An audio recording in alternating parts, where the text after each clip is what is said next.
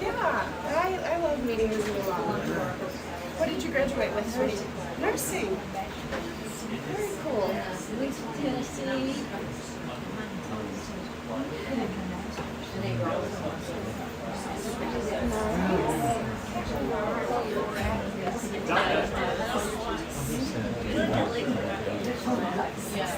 Right? That's very cool. I loved it so much I went back a second time and got my master's from Mizzou online. Yeah.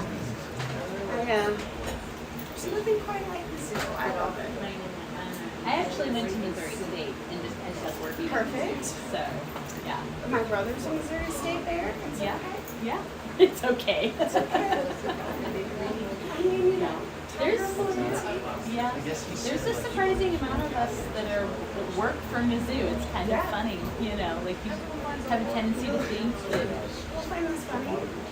Bonnie's daughter is in Missouri State Fair this year. I saw that. Yeah, I'm still friends with her on Facebook, and I saw that she came into the office after their first tour and was like, I think she's gonna be there.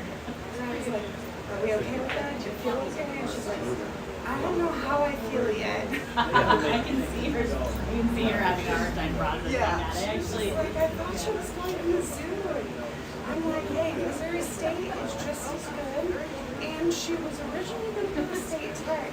Oh, okay. So I was like, this is a I can't even imagine Ronnie's reaction at that point. Oh, she was, panicking because Lauren could only take like 6 months of classes before she was going to run out of stuff to take. Yeah, well, and I mean, Lauren was such a good, dedicated, like, Lauren was her easy kid. Yeah. Like, you know. And then I like threw her for a loop because all of a sudden Lauren's plan was to follow her boyfriend to State Tech. Supposing to study there, just like, Business administration. Okay. Yeah. But she only have like 6 months of classes. Yeah. Like, so a semester before she was going to be done with that. Right. And I was like, what are you going to do after that? And she was like, I don't know, maybe take other classes. So you can imagine, she was very much like, this doesn't sound like a plan. Yeah, no, I can imagine she was beside herself. Yeah. And then they had their visit to Missouri State, and Lauren fell in love with it down there. Good. I mean, it's a great campus, and it's. My brother was actually a self-pay student at the West Plains campus. Oh, okay, yeah. And it's like, it's amazing. Like, just that little satellite campus was amazing. So, Yeah. but we do seem to have MRPC either hires Mizzou alumni, or we like transfer our people over to Mizzou employees. Yeah, I actually went to the state right after I left MRPC. I went to the Department of Labor for a while.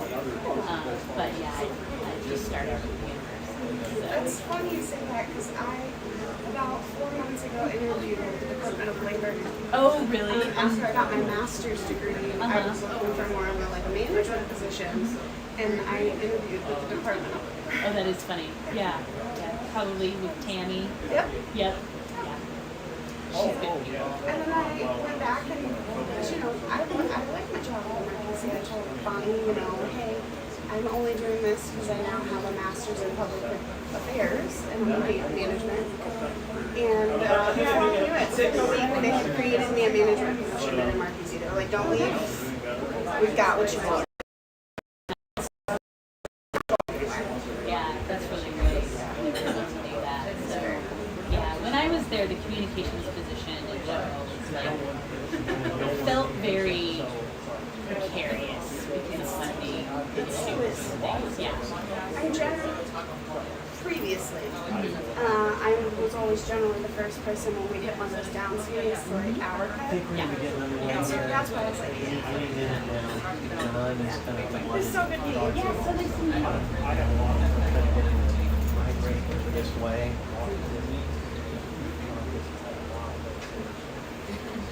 Where's the fireplace? Yeah, we do need a little fireplace or something. Something poetic. I could turn around and do a little in a pipe, smoky jacket.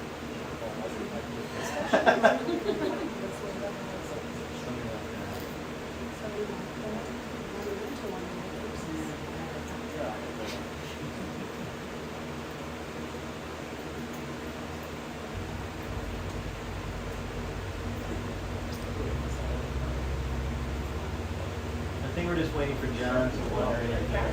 He's coming. Do some introductions or something.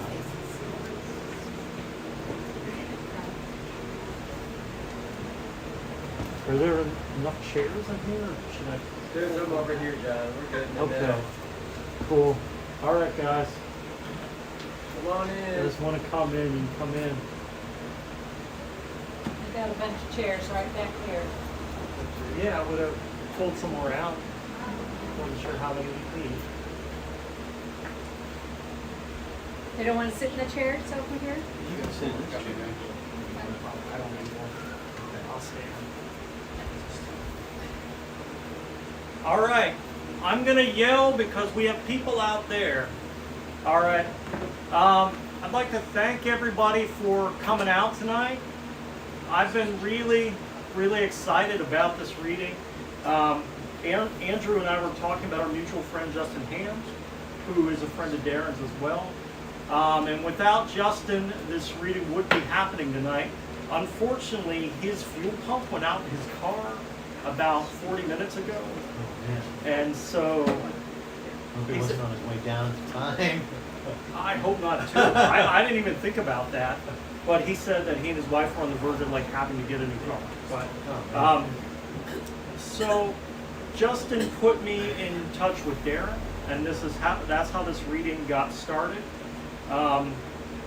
And so And I it pretty just- much imposed myself and piggybacked on. You did, but I was pretty happy about that. You know, but Justin actually will be reading here next month. Okay. On September 17th, I have about 15 readers that are going to come. Right. So if you're in the area, September 17th at this store at 4 o'clock, because we have so many readers, I have to start early, and that will be our next event that we have. And I'm going to make some announcements as we go along. But the one thing I'm going to mention over and above our next reading, I would like Caitlin to come up and mention, and that's your Ben and Lynn. Sure. Caitlin, can you talk about that? Of course. Hello, everyone. On September 24th, starting at 10 a.m. in the morning, we are having a Missouri author meet and greet at the Lynn County Library. We have 20 authors that have agreed to kind of be there, and they will have their books for sale, and then we will have an open mic starting at about 11, running until 1 o'clock. There will be refreshments, drinks. It'll be a really good time just to kind of hang out and collab with everybody. I see several of the authors who are going to be there sitting in the room, so it'll be a really good time. If you're interested in being at one of those events, we had a long list, and unfortunately the library is the one who said we can only have about 20 authors. So I'm keeping a list, and we're going to try and host another one somewhere where we can get a bigger venue and have even more authors come to said event. So please come out to Lynn on the 24th starting at 10 and meet a lot of Missouri authors. We have people coming all the way from Springfield, Columbia, St. Louis, and then of course a ton of local people, so it'll be a good time. Did you say Lynn County or Lynn's? Lynn town? Library, It's as in Lynn, Missouri. Oh, right over. Yeah. Thank you, Caitlin. And Caitlin is Belle's current sitting poet laureate for Belle. All right. I am not going to talk too much because I have a tendency to do that. I am just going to bring up our first reader for the evening. And, you know, he's a new friend. Everyone who comes up here, I wind up saying is a friend of mine. And they all wind up becoming friends. You weren't usually. Yeah, or you could, Andrew, I think. Yes. you Okay, yeah, I didn't of course. know. Of course. Because we had decided amongst ourselves I would go first, but I didn't want to. No. But we are new friends. So maybe you're. We're all new friends here. I should just stop interrupting. No, that's it. Continue. That's it. Please. All right. I actually wrote down some bios because I have a tendency to be like this person right there and then not write anything down. But our first reader for the evening is Andrew Mulvania. Andrew is originally from Lynn, Missouri. He currently lives in Columbia. He is the author of Also in Arcadia.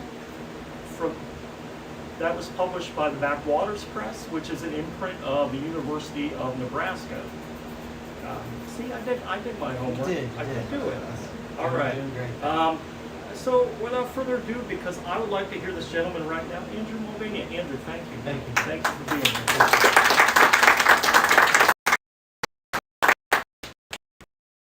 If I may, just going to turn that off for now. If someone's in danger of expiring, just let me know and I'll turn it back on.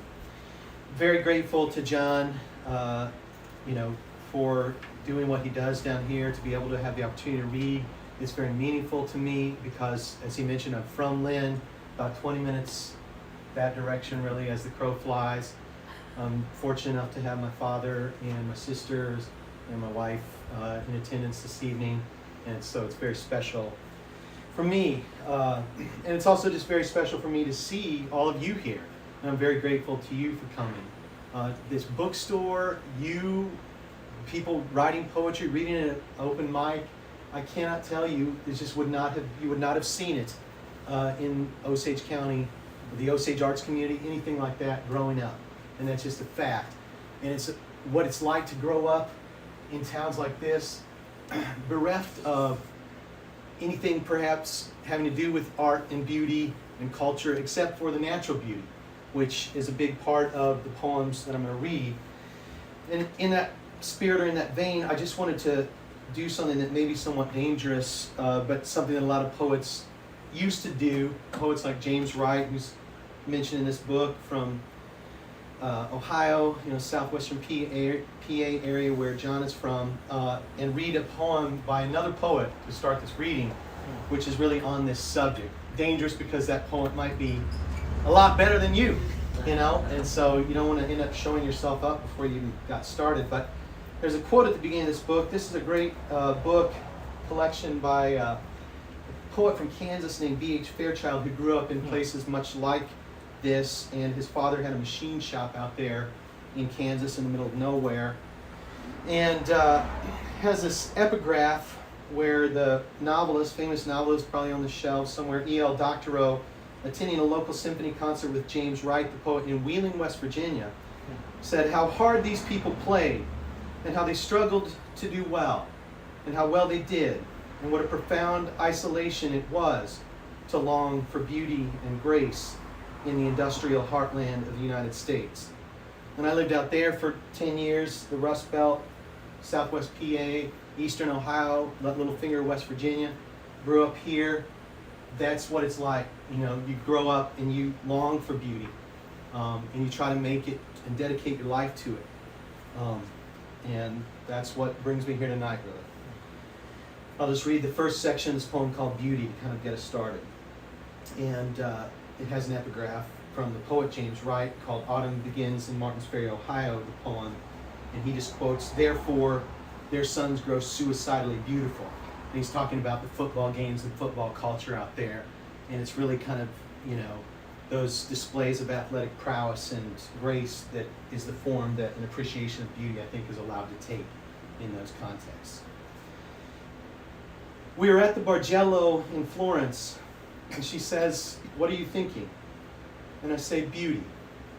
Thinking of how very far we are now from the machine shop and the dry fields of Kansas, the treeless horizons of slate skies, and the muted passions of roughnecks and Scrabble farmers, and drunk and romantic enough to weep more or less silently at the darkened end of the bar out of what else? Loneliness, meaning the ache, thwarted desire of, in a word, beauty, or rather its absence. And it occurs to me again that no male member of my family has ever used this word in my hearing, or anyone else's, except in reference perhaps to a new pickup or dead deer. This insight, this backward vision, first came to me as a young man as some weirdness of the airwaves slipped through the static of our new Motorola with a discussion of beauty between Robert Penn Warren and Paul Weiss at Yale College. We were in Kansas, eating barbecue-flavored potato chips and waiting for Father Knows Best to float up through the snow of rural TV in 1963. I felt transported, stunned. Here were two grown men discussing beauty, seriously, and with dignity, as if they and the topic were as normal topics of discussion between men, such as soybean prices or why the commodities market was a sucker's game, or Oklahoma football, or Gimpy Niederland almost dying from his hemorrhoid operation. They were discussing beauty and tossing around allusions to Plato and Aristotle and someone named Pater, and they might be homosexuals. That would be a natural conclusion, of course, since here were two grown men talking about beauty, instead of scratching their crotches and cursing the goddamn government trying to run everybody's business. Not a beautiful thing, that, the government. Not beautiful, though man would not use that word. One time my Uncle Ross from California called my mom's Sunday dinner centerpiece lovely. And my father left the room, clearly troubled by the word lovely, coupled probably with the very idea of California and the fact that my Uncle Ross liked to tap dance. The light from the Venetian blinds, the autumn silver Kansas light laving the table that Sunday is what I recall now because it was beautiful. Though I, of course, would not have said so then, beautiful. As so many moments forgotten but later remembered come back to us in slants and pools and uprisings of light. Beautiful in itself, but more beautiful mingled with memory. The light leaning across my mother's carefully set table, across the empty chair beside my Uncle Ross, the light filtering down from the green plastic slats in the roof of the machine shop where I worked with my father so many afternoons, standing or crouched in pools of light and sweat with men who knew the true meaning of labor and money and other hard, true things, and did not ever use the word beauty. Props to be fantastic. All right, so I'm going to read 5 poems from this book and 5, possibly 4 poems from this stack. Whatever you like. All right, thank you. I'm going to read from the middle section of this book, which is a section of elegies, poems for friends of mine who passed away. The collection is called Also in Arcadia. The idea of it really takes off from the idea of, going back to ancient Greece, pastoral, this idyllic realm called Arcadia, where it was thought that death, time, things like this could never touch it. There was no such thing as violence, and shepherds and shepherdesses cavorted about happily with their sheep, played the lyre and the pipes and things like this, and everything was perfect. Of course, as we know, that sort of Edenic realm does not actually exist. And so this book kind of takes the narrator, in a way, if there is a kind of common narrator, from childhood innocence through the experience of death. There's a sort of epic journey. Catabasis is the descent that typically happens in an epic poem through the underworld, gaining a knowledge of death and time, coming out the other side, kind of innocence to experience, that sort of story.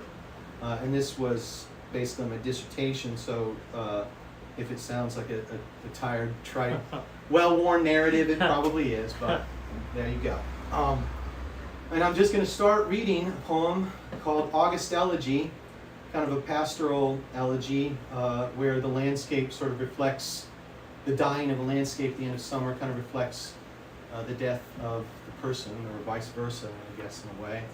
And it's for a friend of mine who was accidentally shot and killed by his older brother over 30 years ago now. And I started, when I went to University of Virginia for my MFA, started thinking back to home. I began writing these poems about him and other people and places back home here. And that's really what this collection is about. So here we are in August. August Elegy for Joseph Wolf, 1975, 1990. The country club sits on the high hill just outside of town, stately and slightly patrician, a Fitzgeraldian air about the sloping lawns of the golf course, the only thing still green by late August, like nothing else in this place. Along back roads, in ditches at either side, the grasshoppers thrum like an engine, so plentiful they thump against wheel wells and hubs. The small engine repair shop off the blacktop is buzzing with lawnmowers and chainsaws as one season's work fades into another. The Pippins and Bartletts in the side yard have fallen to ground where hornets and yellow jackets plunder them, making what's gold more golden, like the hive in the belly of the lion. Out of the eater, something to eat. Out of the strong, something sweet. And indeed, this in-between season gives of itself with a kind of fierce abandon, even in its dying. The rank fragrance of wilting daisies and dried alfalfa, the perseids falling with such profusion over the fields, they could be Samson's 300 foxes, tied tail to torch to tail, let loose in the standing grain of our county's Philistine farmers. Old men fish by flashlight by the river access, knowing the catfish are most active at night, hoping for the last big catches of the season. In a few short months, the water will have frozen back in the feeder streams and along the banks. In a few days, my friend will die again in memory, as he does each year at this time. And again, I won't have said goodbye. For now, something golden is coming over the fields, over all the small towns around here. Their parish picnics, their courthouses and spires, something golden, dragging its tail of fire. All right. Next poem I'm going to read, also in that same sequence. If you drove through Lynn on the way here, or do drive through it ever, you'll see Morton's Chapel, the funeral home there. And this is just called Visitation for the Neighbor Boy. It's also for Joseph Wolf. And it takes place at Morton's Chapel in Lynn, Missouri. Dust gathers in the air outside the home. Traffic glides by on Main Street, same as always, slowing past the home to see whose name is frozen on the signboard behind glass. The black-backed signboard with the white letters that can be switched to spell the name of any of us, of anyone in town, not just Joseph Edward Wolf, as it reads today, a name it should not read, a name given at his adoption, now cast off, a name that no one can call him again, except in remembrance, or to speak of someone who came too soon to what will come to in the end, a name up on the sign the traffic slows to read before it goes, nevertheless, on its way. Today, his name, not ours, which is why inside we'll file past him in groups as the horrible organ music drags its feet, and he just lies there like that, won't move. That was a poem that I wrote out in Virginia, and I think it was Robert Frost who said that lyric poetry is a young man's game, and that's because you're kind of closer to the emotions and the memory, I think, of it. And for me, that was one of the purest poems that I wrote. It just kind of came to me. And I don't know, anyway, I'm sure that I have, achieved good things since then, but it felt like a gift in a way, that poem. Another thing you'll see in these small towns, little pizza shops. We were over at the Greek Place, Country Belle Cafe, these small towns with these restaurants, and I worked in one of them, Lynn's Pizza, which was there for a long time, and a guy who owned it named John Sinnott, and his son and his wife Mary. And John passed away in 2005 from complications of diabetes, I think was what killed him. And I came back to Morton's funeral home for his kind of memorial visitation. And this poem is called Elegy with Variations on Donald Justice's Variations for Two Pianos for John Sinnott, 1939 to 2005. That title, Donald Justice, I think, had a piano teacher, and he wrote this poem, Variations for Two Pianos, and there's a refrain in it that goes, once the guy died, said there's no piano music in all of Arkansas, was the phrase. And I kind of take that and put it in my own poem, Elegy with Variations on Donald Justice's Variations for Two Pianos. There is no pizza now in all Missouri. John Sinnott is gone, his dough and rolling pin. A round cardboard sign hung on the front door. Pizza. Closed Tuesday and Wednesday. Just 2 days off for death. There is no pizza now in all Missouri. No more lessons now on how to spread the sauce right up to the edge, but never past the edge. John Sinnott is gone, his dough and rolling pin. Slow nights, he would tell me crude jokes or make lewd gestures with the dough, pushing 3 fingers in. There's no pizza now in all Missouri. What will the people of Lynn, Missouri eat? A fine white film of flour sifts down on the towel. John Sinnott is gone, his dough and rolling pin.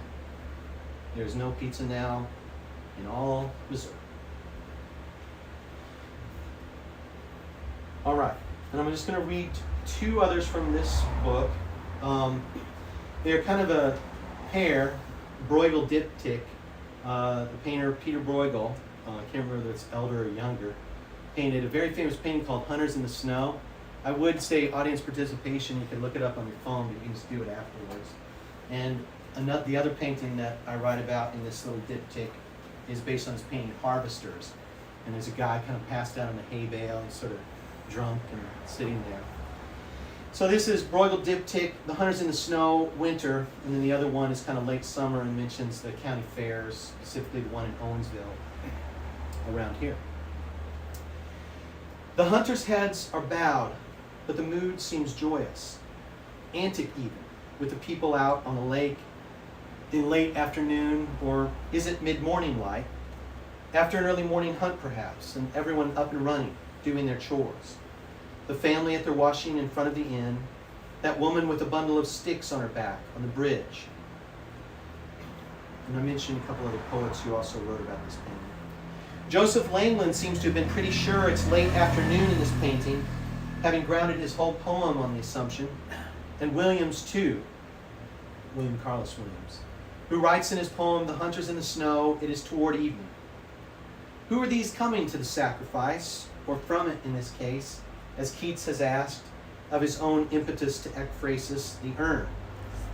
And isn't that, at least in part, what the work of art does? Though Auden would probably object to that verb, invite us to imagine others' lives so that we might have hope of changing our own? Or perhaps it's that seeing children on the ice, we should be put in mind of our childhood, and how on snow days we went out with our sisters down to the icy ponds to trace figure eights with the blades of our skates, or with the post hole digger to poke a hole in the ice for cows to drink. What little town by river and lake shore with Flemish mountains out of La Gioconda is emptied of this folk, this pious, and I might add, quite frosty morn, though here the hunters are headed back to town, never quite to reach it, if we believe Berryman in his winter landscape. But is that finally all this painting's about? The desolation and emptiness of time frozen here? Cold, pastoral indeed? Is that what Bruegel's come all this way to say? Couldn't it be that the painter wished to convey the sense that here was a typical winter day in the Netherlands, in the village of Utrecht or Delft, or any of a number of Dutch hamlets, and to ask us whether we didn't have such days ourselves, out on the ice-covered ponds, with our father working in his shop, a thin plume of smoke trailing up from its chimney, and us with our sisters, skating figure eights, crows in the trees that stand on the edge of the banks, and other birds arrowing through the sky, before time took us from out of the white fields, to set it here before us exactly the way it was, as though he wanted it to show that only art can hold those moments there, whatever else we try, whatever else we say. Thank you. And then Harvesters at the Gasconade County Fair, Owensville, Missouri. Walking across the drying grass on campus, I thought again of that evening in Owensville. It was one of those last evenings with my parents before I went away, when I was still their son in an uncomplicated way. And we walked under the trees already turning toward autumn there in the public fairgrounds. There were all manner of farm implements lined up along both sides of the path that led to the midway, where we could already hear the carnival ride's whir of engines and din of piped-in calliope and the real laughter of children. We walked past an old belt-driven baler and antique cotton gin, past tractors powered by steam and those with air-conditioned cabs and radios. All these vestiges of a harvest festival still alive in this distant outpost, though that way of life was changing for the people there, as surely as my own life was changing. And so I can still see some farmers resting together near the pork sandwich stand, the dark, tough skin on the backs of their necks, or in the beer garden, a ruddy-faced man collapsed on a bench, beer still clutched in his hand. I recognize him. He is the man in Bruegel's Harvesters, the resting center of this workaday world and bustle. And for the moment, he seems content to stay, trapped in the amber light of summer that seeps down through the trees and pools there before it slips away. All right. So that's from that book. Is it all right if I? Yeah. Okay. As we're in a bookstore, I wanted to read a poem. I can dedicate this to John this evening. About the power of books and literature. And I'll just dive right in. It's called With Chekhov at Washington Ford, or Why Literature Matters. And here you are, and this is back when I was living in Pennsylvania. Wrote this about 10 years ago. And here you are at Washington Ford again, staring mindlessly out into the shop area with all the high-tech truck lifts and technicians to operate them with their space-age toolboxes and the battering whir and rattle of an air wrench beating incessantly inside your head. How many hours spent waiting? Whole days' worth of hours. Weeks and months if added up over a lifetime. In waiting rooms of garages or the doctor's office, waiting for your car or body to be fixed, if you were lucky enough that they could be fixed. On the television, some talk show or soap or game show, depending on the time of day, with a man surprising someone, saying, "This is your life. This was your one and singular life. Why were you spending it this way? Why was life itself set up, at least life in the country and century into which you had the misfortune of being born, set up in such a way that it required of you that you spend it this way? It made you rage out against it, didn't it? Thinking of the waste." It was like the character in Chekhov's Rothschild's Fiddle, Yakov Matveyevich. Of course his name is Yakov. The coffin maker in the tiny Russian town who calculates everything in terms of gains and losses, and to whom, in his crude calculus, life seems a waste. People die so seldom in this tiny town, it's positively annoying as a coffin maker. And as a result, he's always behind on his bills, and out of spite, he's unkind to his wife and berates the Jewish fiddler who lends his name to the title of the story and with whom Yakov plays music occasionally at weddings or funerals to increase his meager wages. Then, of course, one day Yakov's wife, whose name in the story happens to be Martha, grows ill. That's called an inciting incident. And within the space of a few days, she's dead. He recalls, during the brief period of her fatal illness, that in all this time, more than 50 years of marriage, he's never once spoken a kind word to her or paid her any more attention than you would some small animal, say, a dog. Shortly after her death, Yakov himself, a fact that will perhaps come as no surprise, becomes ill, and he goes to visit the doctor, where, after waiting in the waiting room for a while, the doctor tells him he hasn't long to live. "That's it, old boy.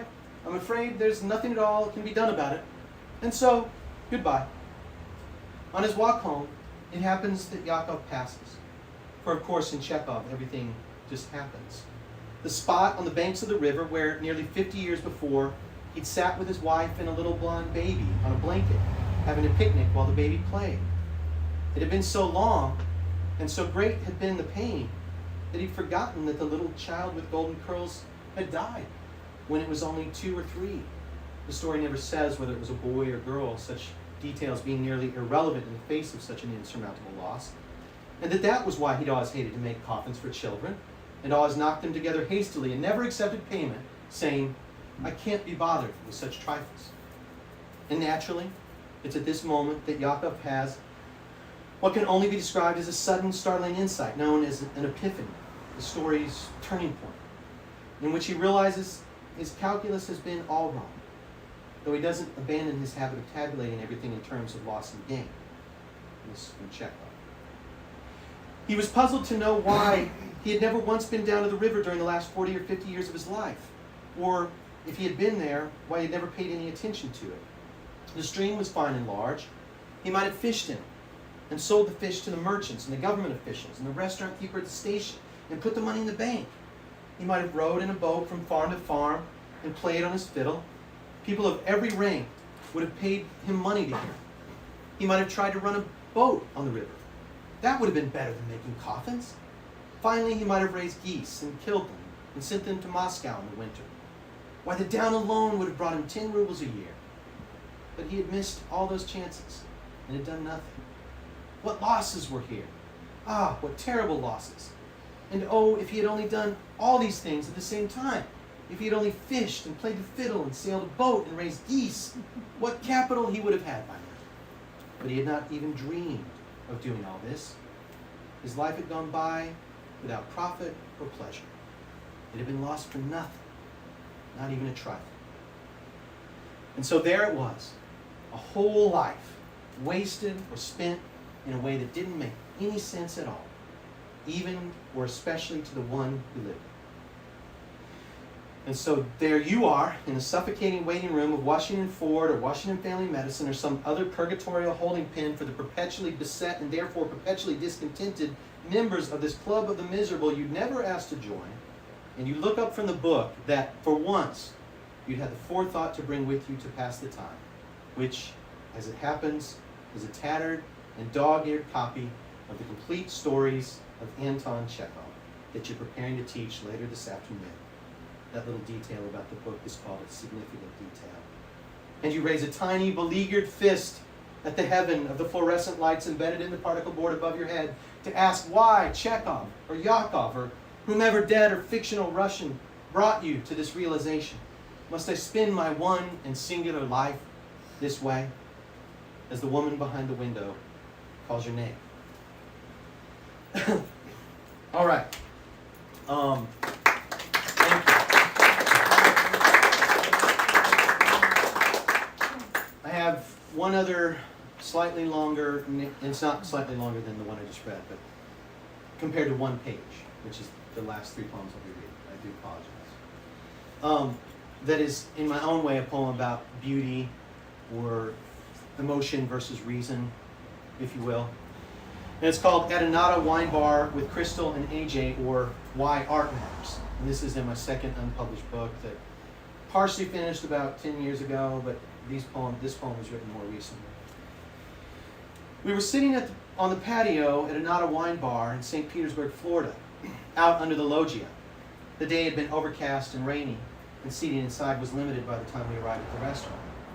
Across from North Stroud Park in the North Yacht Basin with the sailboats at anchor there, and Tampa Bay beyond, when AJ asked, "Don't you think in terms of humanity, all the progress we've made has been due to science and not the arts?" And asked further, if you were the government and you had a choice about which initiatives to fund and support, wouldn't you choose to fund the sciences every time over artistic pursuits for what science has contributed to the overall net good?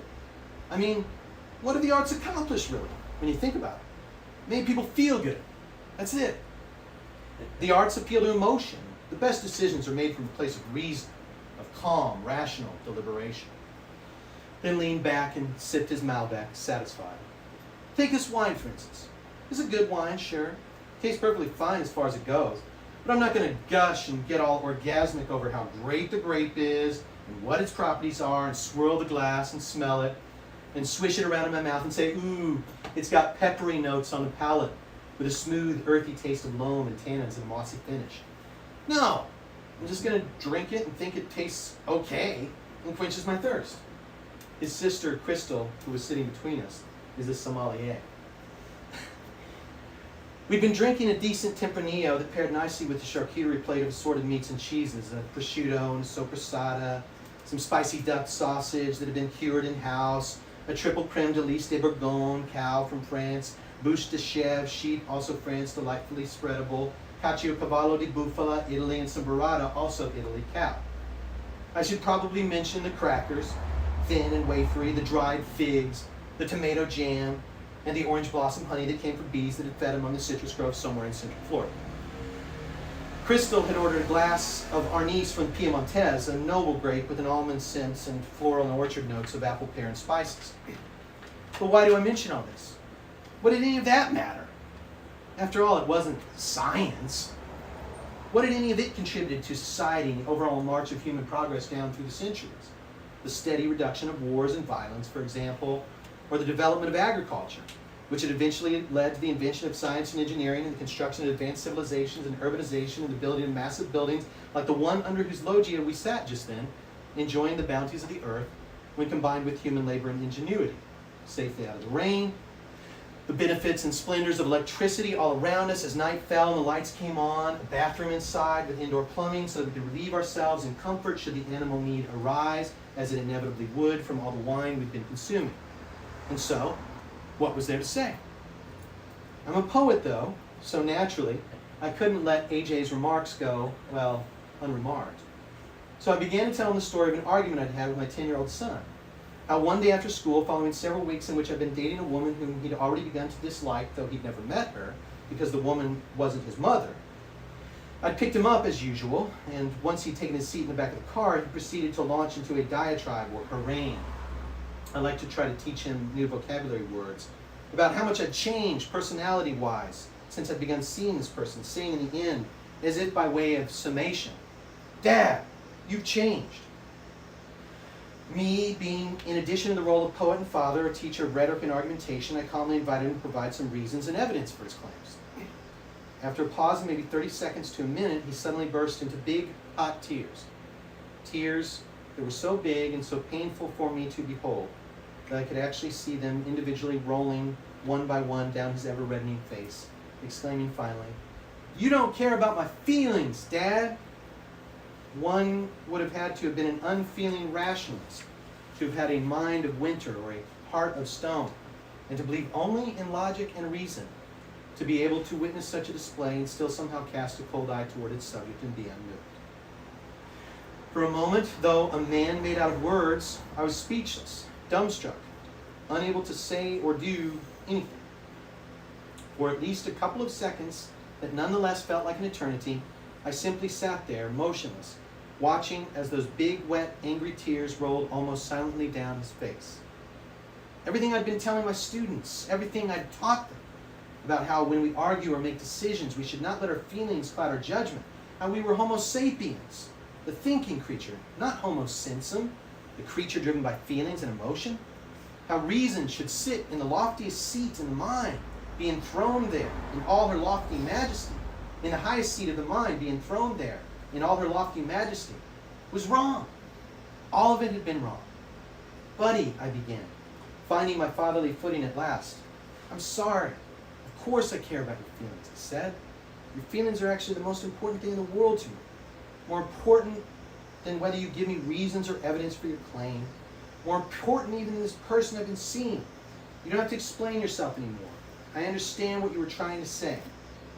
For he had shown me the way, shown me the answer to the question I didn't even know enough to ask, as to which part of ourselves we should privilege in an argument, while at the same time recognizing the dangers of succumbing to false appeals to pathos or other forms of emotional manipulation.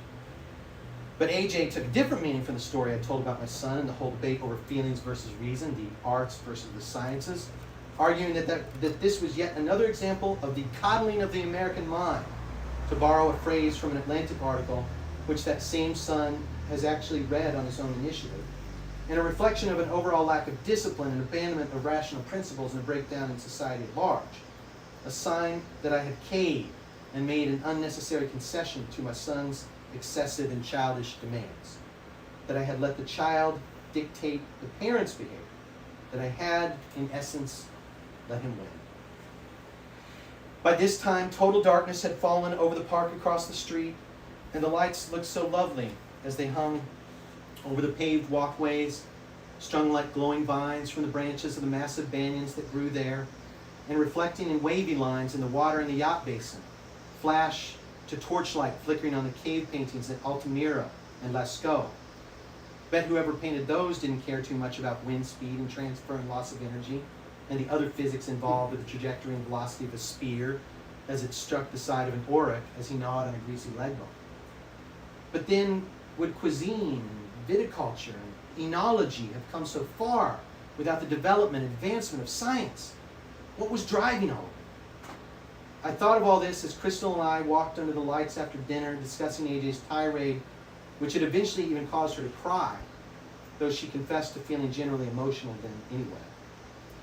I thought of Wallace Stevens' ideas of order at Key West, written about his wintertime trips to the Keys just a couple hundred miles to the south of where we were, how he wrote of the Song of the Muse that he listened to there as she walked along the beach. Ramon Fernandez, tell me if you know, why, when the singing ended and we turned toward the town, tell why the glassy lights, the lights in the fishing boats at anchor there, as the night descended, tilting in the air, mastered the night and portioned out the sea, fixing emblazoned zones and fiery poles, arranging, deepening, enchanting night. What would we do without the poets and artists to alter the way we see the world through the power of their vision alone, to bring us beauty and a different kind of order through the sheer force of the imagination and feelings, not reason? That was what had given such sumptuousness and savor to the feast we just consumed. I thought at last of happiness, which had not one iota of utility or usefulness, and could not be measured or quantified at all, of which Walt Whitman wrote, "Whoever hears me, let him or her set out in search of this day."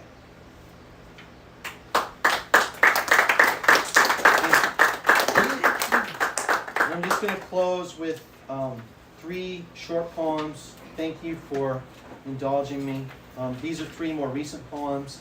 The first 2 written in the past couple months, and then one about a couple years ago, maybe. This poem is called "The Things We Need for Healing," and I just happened to wake up one day, grab my phone as people do, get on Facebook, and this quote popped up. It was about 6:30 in the morning or something, and I just started writing this poem. And it's called "Because the Holy Things We Need." Well, no, it's called "The Things We Need for Healing," but the epigraph and the quote that I read that prompted the poem reads, "Because the holy things we need for healing and sustenance are almost always the same as the ordinary things right in front of us." And that's a quote by Nadia Bowles-Weber. Sunlight, for example, and air.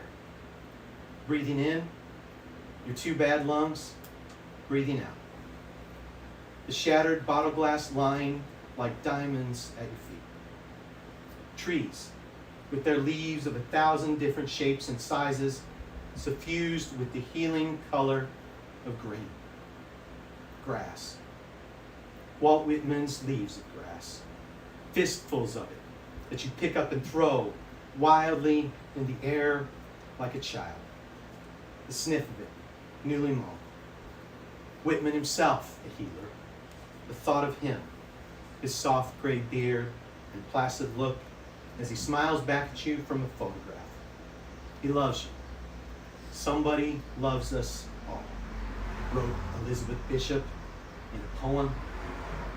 Elizabeth Bishop. Poetry, of course, in case you couldn't tell by name. And books. The smell of their pages, too, when new or old, and the feel of them, especially when rough cut with decollage, which you run your fingers along for fun. Fingers, to tickle or to caress the head and soft breasts, and labia of your lover, all of those things individually on their own, or to stroke the white hair of your dying mother on the last day of the month. Death, yes, even death, which birth is the most holy and ordinary thing in the world.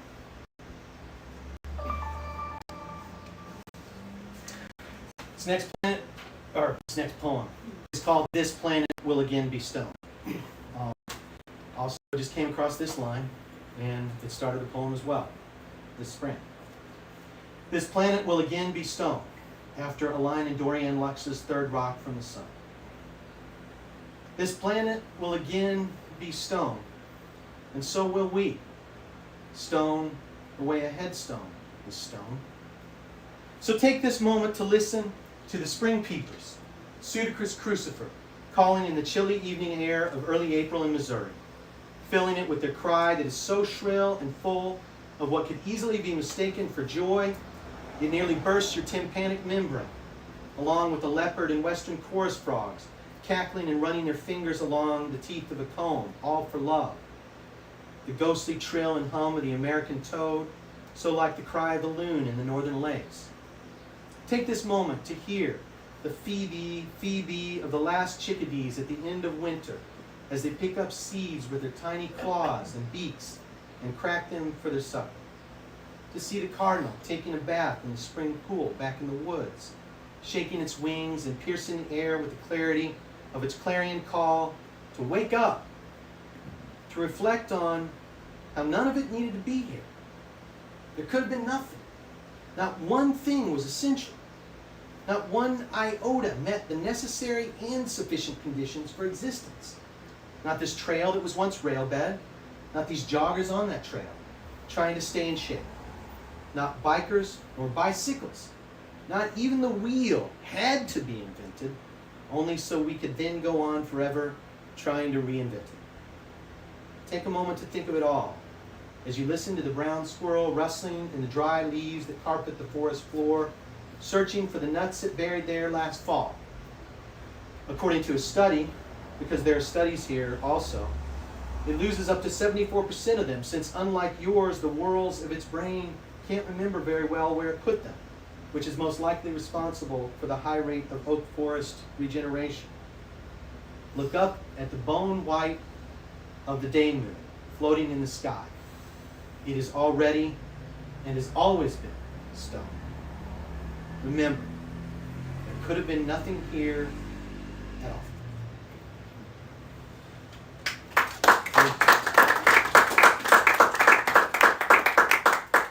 And one last poem here. Thank you again so much for coming out for this, and can't wait to hear what Daren is going to read. This is called Fragments from the Last and Only Anthropocene, which is obviously the human influenced age in which we live that has made summer so hot and hurricanes so powerful and all of these things. And it's called We Must Love the Perishable Earth. We must love the perishable earth, our perishable life. Birdsong for the time being in the mornings and at evening, matutinal and crepuscular. Must love words like matutinal and crepuscular. Must love language that allows us to say, we must love.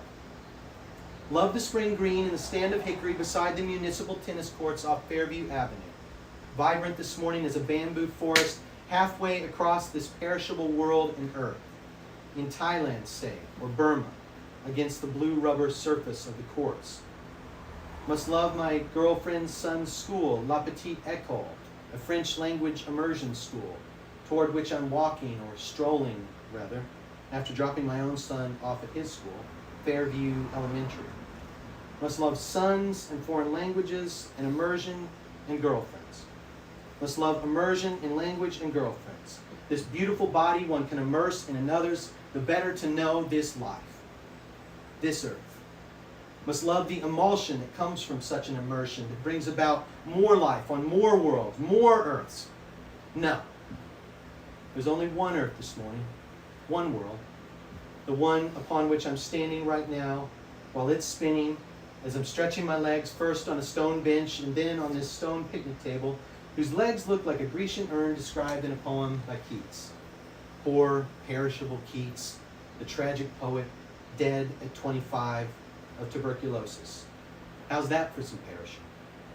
And I'm standing and stretching and spinning while the sun rises higher and higher behind gray clouds in an overcast sky, rising and rising, as if saying or repeating the phrase, must love, must love, must love. Thank you all so much. Can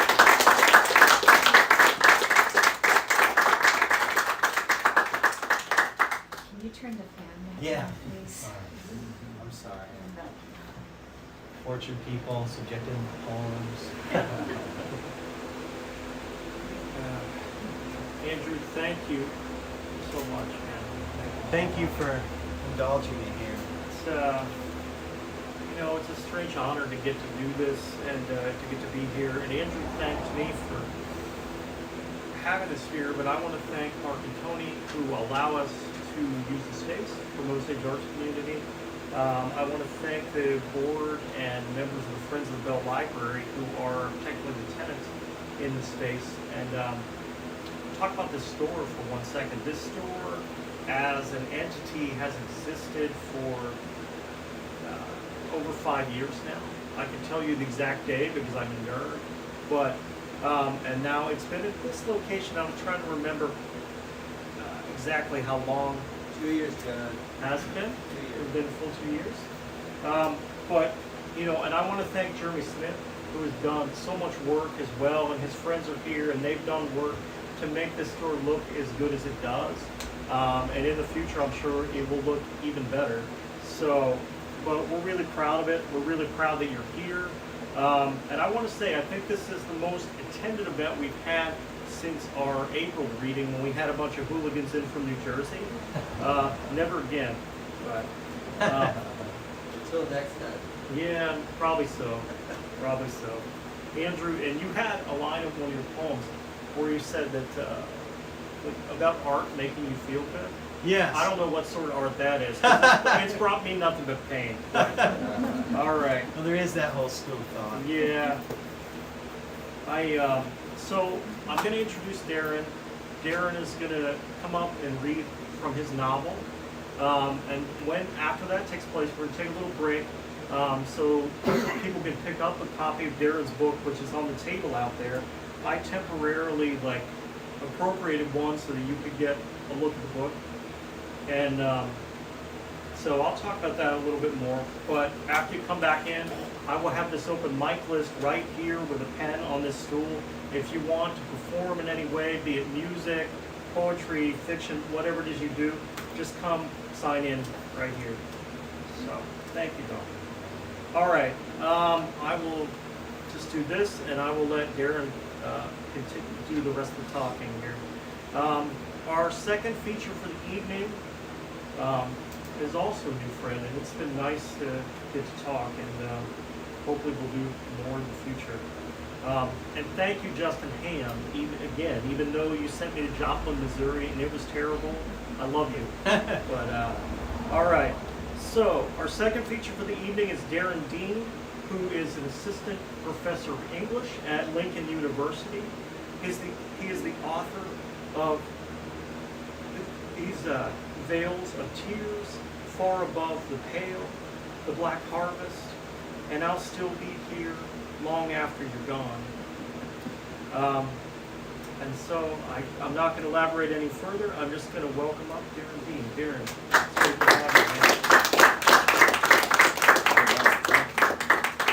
Hey everyone, if you wanted to stand up and stretch for a second, I won't feel bad at all. I know I can't stay in the same position for very long. And I was fighting off a mosquito there, so I saw you Andrew's probably wondering, what is Dean doing? He's trying to ruin everything. But I dedicated this book to my wife, and she told me the other night she was reading something with her phone, and she said, "Oh, you've got typhoid blood, and that's why the mosquitoes love you." more than me. And I was like, there's proof right there. He's after me. Anyway, well, I just want to thank John for having me. It's a great honor to read with Andrew. If I was half as eloquent as him, I don't know. You can't expect that from me. I can talk slow and I can talk fast. That's about it. But I will say, last night it just hit me. In 2016, I almost died. I thought they thought there was a problem with my appendix. My wife rushed me to the hospital. We were living in Baton Rouge area, so we went to Baton Rouge hospital, and they told my wife, hey, this will be an hour, they'll take it out, we'll get back to you, blah, blah, blah. Well, she told me her side of the story while I was in having the surgery.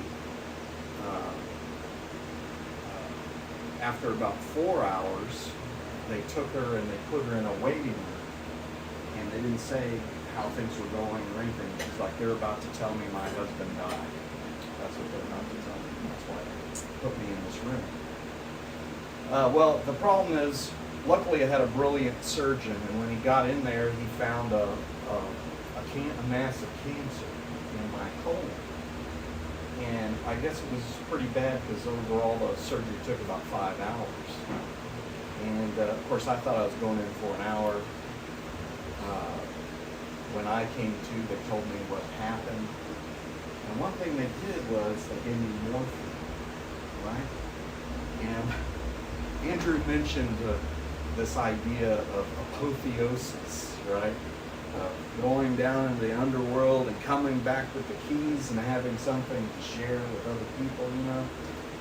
And I feel like unknowingly that's what I did. It would be like if I went down to the underworld with Odysseus and his crew, only they were carrying me because I was asleep. And I didn't get to see the offerings of blood made to the dead. I didn't get to meet Achilles. And they bring you back and they say, hey, you know what? You just went down into the underworld and came back up and now you're alive. Really? You know, that's kind of what it was like. Well, when I was on the morphine, every time I would close my eyes, people would appear in the hospital room, right? When I'd open them, they would all be gone. And even in that state, I knew it's probably morphine. But then I was, at one point I was laying there and I said, oh my God, I wish I had died now. And I heard the voice of my great aunt who had passed away, who raised me for several years. She was kind of my great aunt and uncle were kind of holy roller Christians, you know, speaking in tongues, laying on of hands, or if you want to put it a nicer way, go ahead. But, you know. And I heard her voice, and she said, my great aunt always acted exasperated. You know what I mean? You ever know someone like that? Wow. You know, she's always kind of like that. And I remember one time I went to her door, my wife was with me, we hadn't been married that long. I said, watch this. Knocked on the door. I said, now when she answers, she's going to say, haven't seen you for a while, don't you love me anymore? And I'm going to beat her to the punch. I knocked on the door. She answered. I said, haven't seen you for a while. Don't you love me anymore? And she said, oh, shoot. I'm the old lady. You come see me. I didn't know what to say. You know, because I'd practiced. Well, I'm laying there in the hospital bed, and after I say, oh, I wish I had died. I feel so terrible eating for morphine. My great aunt, I hear her voice just distinctly as if she's standing at the foot of my bed. She said, you didn't think it was going to be that easy, did you? And I was like, thanks a lot. I said, Aunt Vivian, you are dead. Yeah. And I saw a couple other dead people. Next day, maybe it was later that day, my doctor comes. Great guy. Love him. I can't say that about many doctors, but I did. He came to me and he said, so, how are things going? How you feel? I said, well, I just saw some dead people. it. That happens. Well, and I had to do chemo treatments. Very painful, I'm not gonna lie. And but I do remember thinking, I had one book at that time, and I remember thinking, I feel like I have more to say. You know, I've got more to say. And so that was kind of my apotheosis, right? I'd come from death, and then here I am, I'm alive again. I didn't even know I was close to death, but I think if I hadn't had such a great surgeon, I was telling my wife last night, I said, I'm very lucky. I could have been dead at 16. And she said, oh yeah. The fact of the matter is, that could happen at any moment to anybody, right? And we fool ourselves. We play the game. That we have plenty of time. We can fix bad relationships. We can get that job. We can figure out our purpose. We can do all of those things. And really, the only way you can really do that is here and now, right now, right this moment. Whoever you're talking to, whatever situation you're in, that's all you've got. Yesterday's over. You can beat yourself up with that as much as you want. It doesn't do any good, though.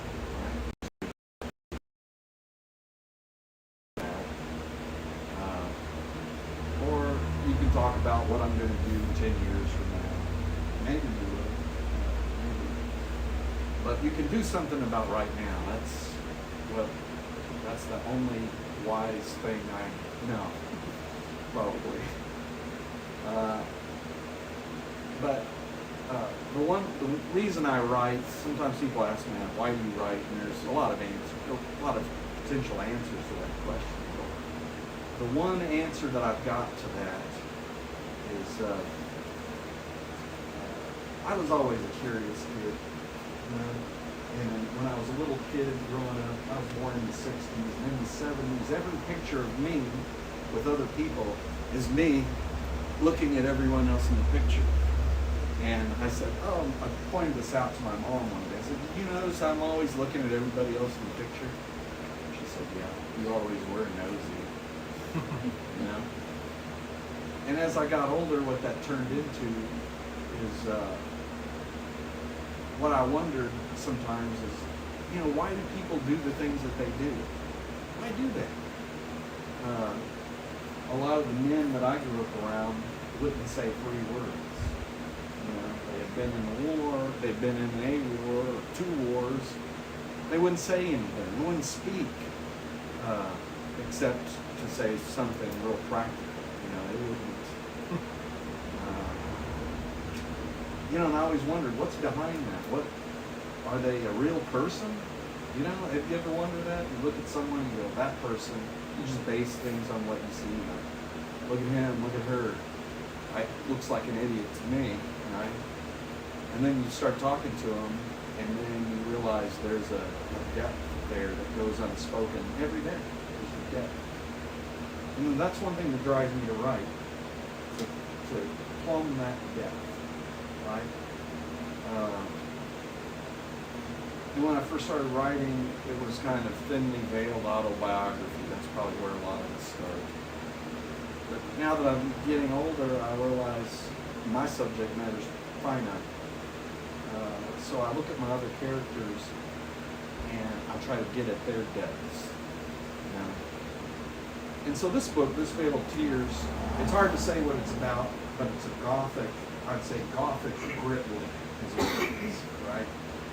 And then a lot of people are like, yeah, what's that? And I'm going to go no further with trying to explain my own writing, except, some of my writing heroes are people like Cormac McCarthy, William Gay, Larry Brown, people like this.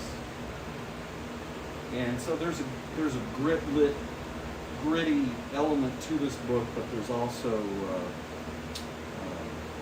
a lot of gothic elements to the book, psychological elements. But let me just read a little bit of it. The only thing that I'll say about the character I'm going to read about is a guy named Daren Dean.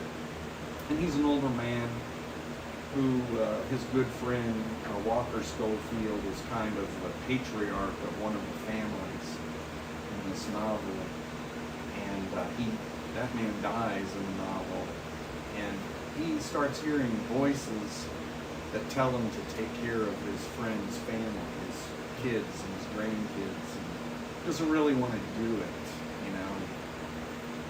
But he ends up doing it to some degree, and he is getting to a time in his life where he spends a lot of time alone, his family's gone, and he starts seeing, we were talking about this at dinner, this idea of seeing visions.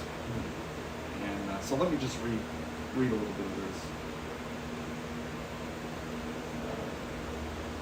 This Daren Beecher is kind of a minor character, I would say, in the story, but again, I think he has a lot of depth to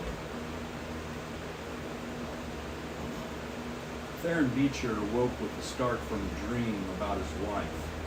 He knocked the alarm clock into the floor only to realize it wasn't the clock ringing, only some part of his mind clanging as if to remind him of something he had hitherto forgotten. Death hounded him. His life felt like a western where the wagons were circled to fight off the heathens. Death was painted and whooping at him, and everyone he knew like some dolled-up savage crying for his blood, counting the coup on his wife and family. And now only the folks he had known his whole life had died off one by one. Walker's death was unreal, even though he expected it once he had the Alzheimer's. Merle Schofield had lived a charmed life, except for his wife. But then he had money and resources in the form of the women who had thrown themselves at him. They had both been luxurious men who did not dream of dying before their wives. They shared that in common. Time had moved at a hectic pace, passing in a variegated rhythm under the malefic sun, blurred under a series of red moons, stretching over decades as time plodded inexorably forward in a fog of partial recollections. He had helped build the new courthouse in the 1930s. He and Merle in the Army in the 40s at the same time, etc. A few years later, he could vividly remember the business owners in their waistcoats downtown, standing in the doorways of their establishments, long afternoons, folded newspapers under their arms, or exclaiming a golden watch chain, or examining golden watch chains. Winston Churchill and President Truman drove down the brick streets of Fairmont. The town was at the zenith. The meridian light was peeking around the window shades like the roots of an ancient species of plant trying to send its tendrils into his bedroom.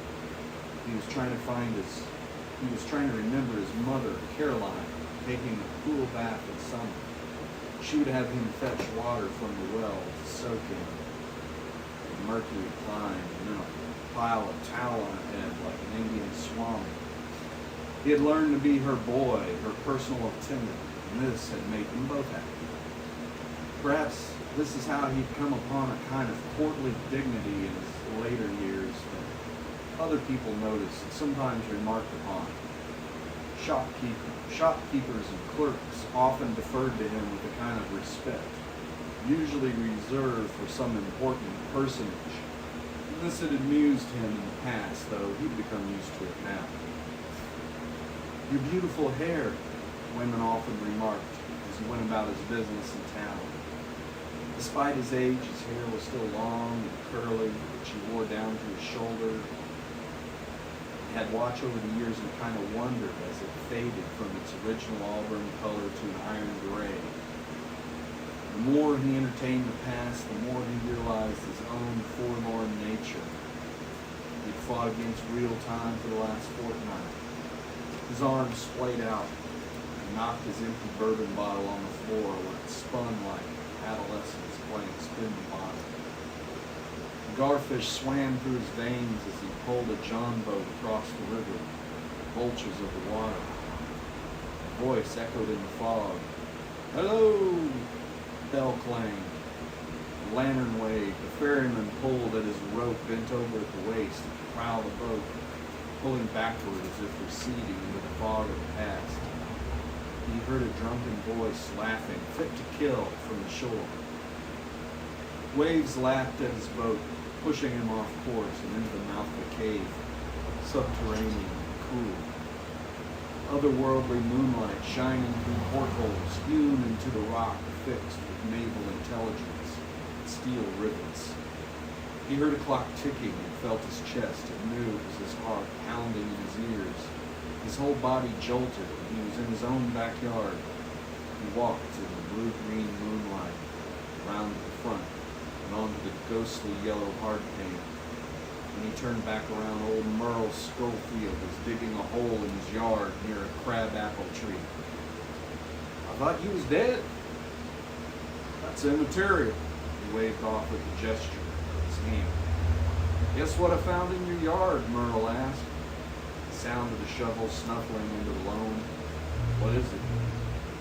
He tapped the shovel in the hole so it made a tinny sound. What? It's a coffin, Merle said. How did it get in your backyard, do you think? I don't know, Beecher said. I guess I gotta open it up and see who it is, Merle said. Don't do that, Merle said. I don't want to look in there. Remember when we sold chicken medicine to the farmers? Merle asked with forced laughter. What happened to you? You're the one who died, Beecher said.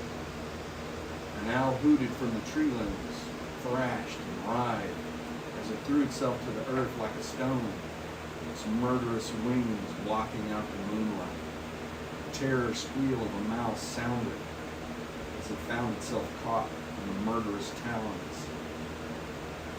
Flaming rosettes danced cheery music in the orange flame in the window of the country store. Across the stream from his house, the blazing points of the fire like masticating teeth, quavering in the gullet of Jonah's fish. He died a long time ago, said his mother. She was still just as he had remembered her from his boyhood, before rheumatic fever had taken her. She stood naked in the shadows amid cattails, as waters coursed down her pale skin in rivulets. Her thin arms folded over her breast. She pointed at me. Don't come near me. It's too marshy here, and you're not wearing your waders. You will sink and drown. She pointed down into the murky water with her left hand and her ring finger. And her wedding ring slid into the black-green filament of the plump. Let me come to you and see you, he cried. She shook her head, her facial features blurred by moss. She stood waist deep in planktonic algae.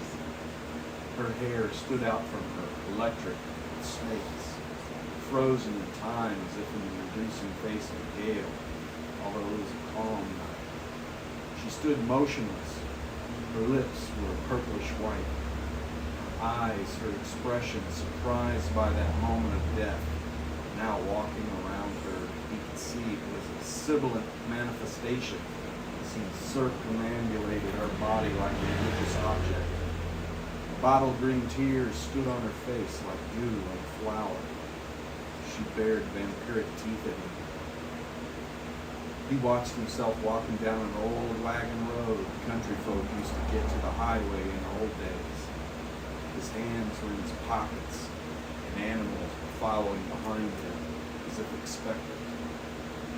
Blue jays wearing glasses, cardinals wearing tiny green visors, mauve ponies, winged unicorns, spotted cows, 6-foot-tall squirrels, raccoons with 8 arms, barn cats clutching scimitars, muskrats in medieval armor, and mice in tiny corduroy waistcoats.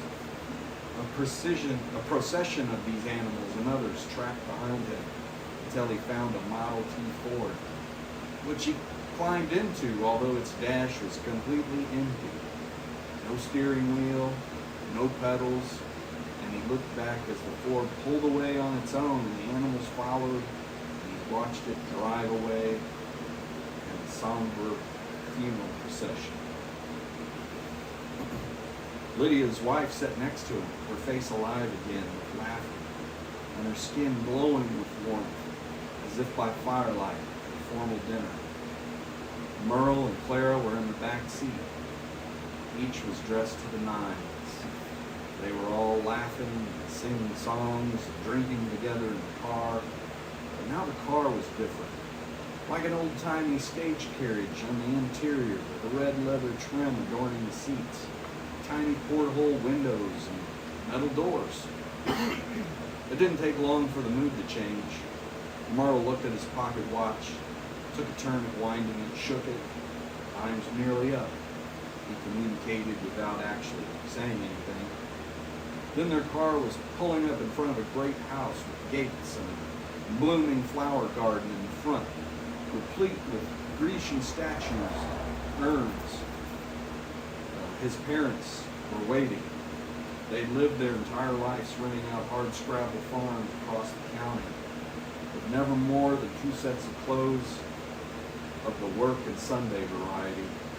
And now they were dressed as though they were lord and lady of this beautiful, kept country estate.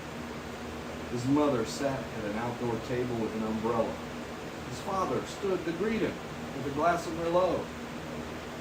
He could not recall a time when he looked so dapper. His parents were younger than he was now. Each was so happy. When he turned, Merle and Clara were whispering suspiciously to one another. They had their bags in the back with them. The couple intended on staying with them at his parents' new estate. Before the car could come to a complete stop, he pushed Lydia out on her side of the vehicle, and they ran back out of the gate just in time for it to be closed and locked behind them. As he turned, Merle was throwing himself against the gate as it rattled. It gave him a bad feeling about the Schofields, whom he'd always loved, and now Clara brought one of her bad boys to the gate dressed like a pauper. She begged him to take care of their boy. The boy wore a gray herringbone peaky cap, so he wasn't sure which one it was, but he tried to walk away along the fence line, and Merle kept up a constant patter. Save my boy! Save my boy! Watch out for him! You're the only one left can do it. Take him to the party with you. Take him to the party. The sound of Caroline's tubercular cough awoke him. An image of her coughing into a white kerchief made red with blood stuck in his mind. He was only mildly surprised to find her gone. The dream had a reality to it that part of his mind had known all along. His mind was sharp, not heavy with sleep. His blankets were in a knot across his body, and the sheet was wet with his night sweats. He felt a chill, so he got up and turned on the lamp near his bedside table. He grabbed up his makings and expertly put together a cigarette. He could have done it blindfolded after all these years. He shook the tobacco out in a line. He rolled the cigarette between his thumbs and forefinger and licked the seal to coagulate the ends together. It took him a minute to find his gold lighter with his initials engraved on it. He sat and smoked in bed. Troy's going to kill someone again, or Phelps is going to kill him, he thought. I don't see what Merle expects me to do about it. That boy's got such a chip on his shoulder. He won't listen to no one. Someone's going to die. It'll probably be me if I get caught up in this mess. He stubbed out a cigarette after a couple of ambitious puffs. After throwing the blankets over his head, he exhaled the smoke in a languid exhalation of wood. That's it. Thanks, everyone.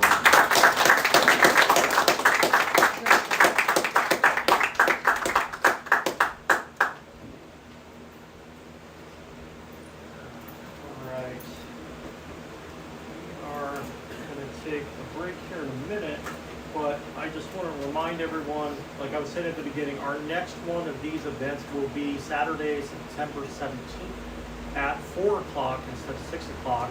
because I wholly expected it could go like 4 hours. So you could blame me when it does. You will. Oh, I'm positive. But, all right, Daren, thank you so much. And thank you for sharing, like, your story about, like, your health experience. I hate to say it made me smile with the way that you presented it. With that, I'm going to let everyone take a break and go out into the next room. Daren's novel is on the table out there, and he, I'm sure, will be happy to sign one for you. So I am going to go right now. I'm going to run to an ATM machine so that I can buy a copy of Daren's book because I didn't bring cash in here with me. But thank you, everybody, for being here.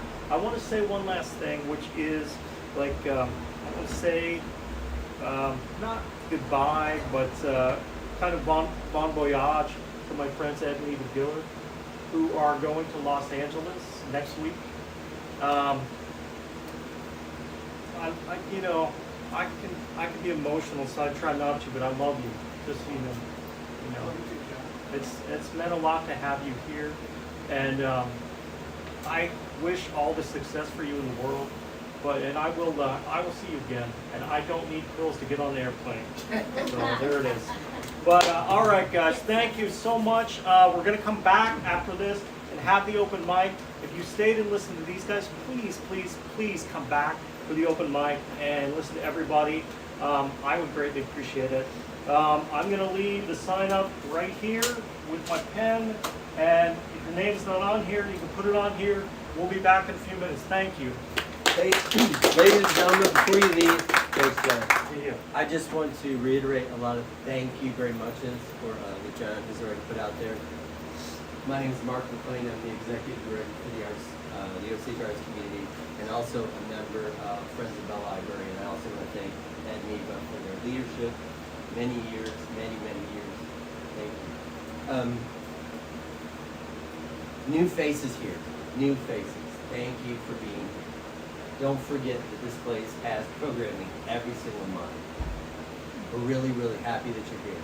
Old faces that continue to support what we're doing. Thank you so much for that. Thank you so much. Andrew brought up, he has mentioned art the most times that this building has ever heard that word. So I just could not, so thank you, and I could not sit back there as an arts administrator and not just maybe steal a little bit of your thunder just for a moment. Yeah.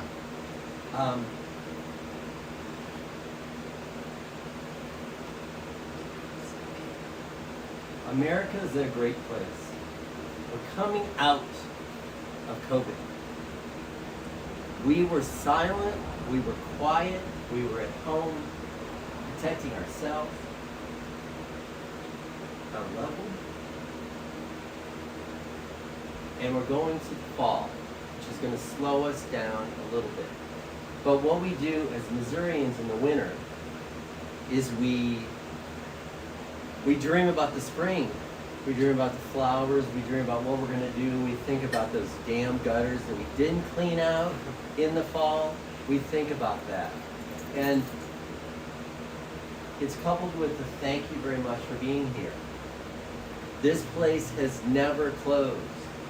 And that sometimes people look down on us for being crazy like that, look down on us for not necessarily heeding the warnings from those that are in science. But we had to keep that candle lit. Because this was a dark time in America. Sorry. But this spring, right now, if you think about art and you pay attention more than you normally do, and look on the horizon, and look at the newspaper and those magazines, and listen a little bit longer in the newscast, you'll hear what's going on in art. Because we are emerging again, like here at Barb's Books. Museums, symphonies, that corner tavern has musicians again. Please, please, please come back to these places and bring 2 or 3 more people that have forgotten about the arts. Drag them out. It won't be as painful as they think, because we know that it's not painful. This experience is lovely. It kindles the things that were very, very, very quiet for 3+ years. It's our responsibility. It's our responsibility to bring them back to those venues. Bring them back here. It's our responsibility to bring those other creatives to this little place in Belle, Missouri, or wherever it happens to be. So thanks for indulging me for that moment. But again, thank you for being here. Thank you for coming here again. Thank you for coming here for the first time. This place is funky and a little dirty, and the flies are around, the doors are open because we're a nonprofit. And we need 40 grand to have this nice and comfortable like your living room. And we believe, well, it's probably more important at this moment to get the books going and the doors open and kids here on school tours and those things. So, but thanks for indulging us. Please come back. Thank you very much. We appreciate you being here. Give yourself applause. I agree with Mark on all of that, but I would argue that there is no spring in Missouri. But the one thing that I will say before you guys get up is this little notebook up here for the open mic list. If you want to give me your email, I have put together an email list. I've been gradually putting it together, and I can let you know when each and every one of these events happen. Don't worry, I won't give your email to anyone else, and I won't email you more than once, but I can let you know. And we have events here from typically March through November in the store, and that has a lot to do with the season. So just keep coming out. Like Mark said, thank you so much. Sorry, one last thing. There are flyers for the September 24th event now out on the table if you were interested. Fantastic.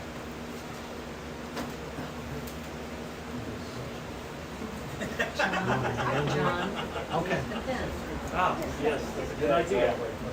Very good idea. If anybody wants water, there's a case of water right here. If anybody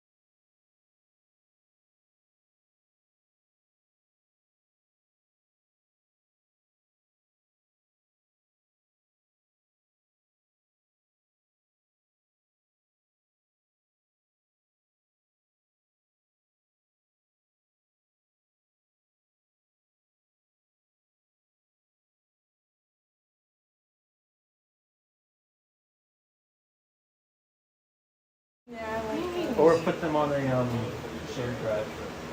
If it's Apple, right, if it has a shared Apple environment. You can, just how long it's gonna take. I'm not smart either, that was just by default.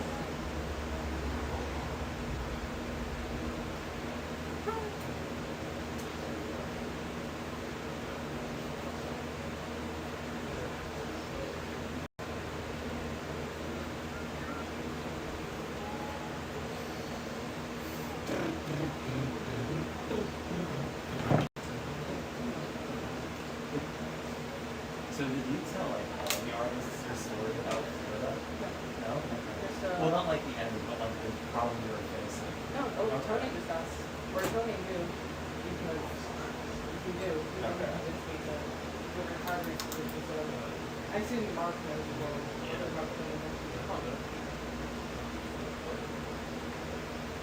It's a good story to tell others, you know?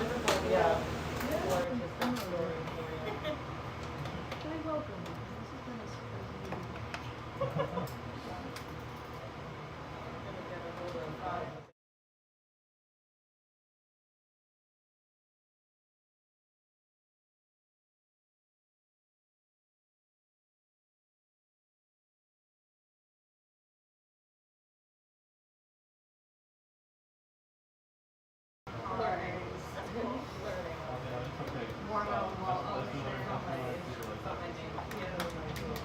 Okay. Well, that's cool too, yeah. It's 2 more instruments than I can play, so.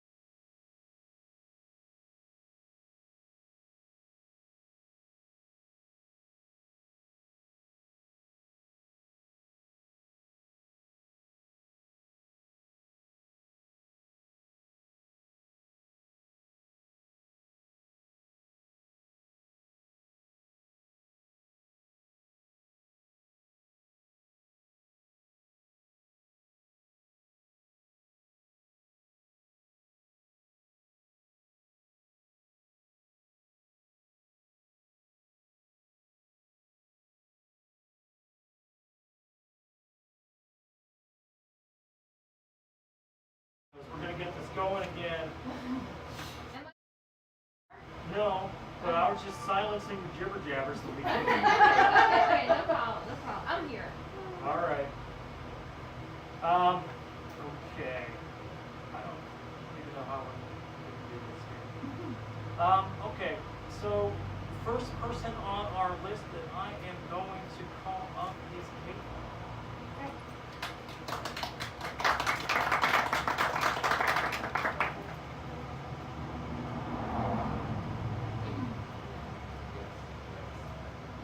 Oh, great. I'll let you stay then. I don't know if they're still there or not, hang on. Hey, I'm gonna read if you wanna come in. Looking at you all. Why are they running? I know. Why Bye, guys. Why are they running down the street? Running away. They're like, no, Caitlin's reading, I'm out. I'm out. So the first thing I want to say is, this is my debut book of poems right here called Deep Breaths. It was published by Happy Duck Publishing, which is Ed and Eva Gillert. I'm gonna miss them being here in town, but gives me an excuse to finally get to see LA. I've never been, so I'm gonna use that as an excuse. This has been out for 1 year and 10 days as of today, so I'm very excited about that, and I just want to say thank you to everybody who's already gotten a copy, who pushed me to do it. It was an amazing experience. So I'm going to share one piece out of here, and then I have one piece that I actually wrote today. New So- shit. That's right, new shit. And I'm going to read, this piece is called A Letter from Anxiety, just because I feel like this letter has been reading itself to me lately, so I'm going to read it back to itself. A letter from anxiety. Hey friend, I just wanted to check in. Lately you've seemed happy and confident. Honestly, I'm just a little worried for you. Don't you know that at any moment something is going to ruin that? But it's your life, so far be it from me to tell you how to live it. Hey, you remember that time in high school when your teacher in front of the whole class called you stupid for not watching The Simpsons? That was funny. You overreacted though, and I'm sure people judged you for that. Or what about that time when you got passed over as the speech team captain by a junior? And you were a senior. Guess you weren't good enough. Hey, isn't this fun? Reminiscing? We're such good friends, and it's like I've known you forever. Without me, who would help you prepare for life? And I mean, honestly, I'm like your closest friend. Well, probably your only friend. And let's be real, without me, who would help you think of every scenario that could possibly happen in any situation, even when it's completely unlikely? Who would help you prep for all those non-existent conversations? And who would give your heart that little boost of adrenaline when something could be really wrong? I mean, it never usually is. But what if it was? Like that time when your mom called because she hadn't heard from your dad and it was way later than usual, and she really should have heard from him by now, and then he called in the middle of your conversation, so she put you on hold. Who told you that maybe it was the paramedics calling because she was the last person to text him? And maybe he had crashed on his way home from work, and we were just now finding out? Me. Exactly, and you're welcome for it. I prepare you for these things, and I don't mind doing it. Seriously, it's not a problem. And really, there's no reason to repay me for it. It's what friends do, am I right? I mean, I'm sure you do it for me, but you're just so busy all the time, and then I just have to remind you if you're doing one thing, you're neglecting another. See, there's a little nugget of wisdom for you. Now, let's get back to this confident and happy thing. Let me just fix you right up. You know that book you're desperately trying to write? No one is ever going to read it. You know your cat, Willow, who's 17? Yeah, she's probably going to die soon, and you're going to be at work, so she'll be home alone. And also secretly, everyone around you just wishes you'd really leave them alone, but they're too nice to tell you. Oh, and I've been meaning to tell you this one for a while. You know that desire you have, that hope when everything is over, you really do get to see all those people you've lost? Never gonna happen. See, Isn't that better? Your muscles tight, your heart pounding a little hard, minor headache at the back of your skull, difficulty breathing, that nagging voice inside your head. You need me, otherwise you'd be alone. To that, I say fucking anxiety. Who wants that shit? Nobody wants that shit. The next piece I'm going to read, I actually, Ed and Eva knew they had to leave, so they're going to watch it on Rewind, on the live. But this is called A Happy Duck, and it is for Ed and Eva. A happy duck waddled into my life, sat down next to me, and said, "We shall be friends," and friends we became. That same happy duck listened to me share my emotions through spoken word poetry and proclaimed, "Share it, and share it often." That happy duck then decided to take me under its wing. It was a protective, wonderful feeling, showing me how safe it was to share what I desperately tried to hide. Introduced me to a whole paddling of ducks who didn't make me want to hide, never made me feel small, and responded in kind by sharing their own hidden truths. This happy duck patiently waited on me to cut out my own heart, or so it felt, to share it with others, and encouraged me to believe others would want to read what I had to say despite my own reservations.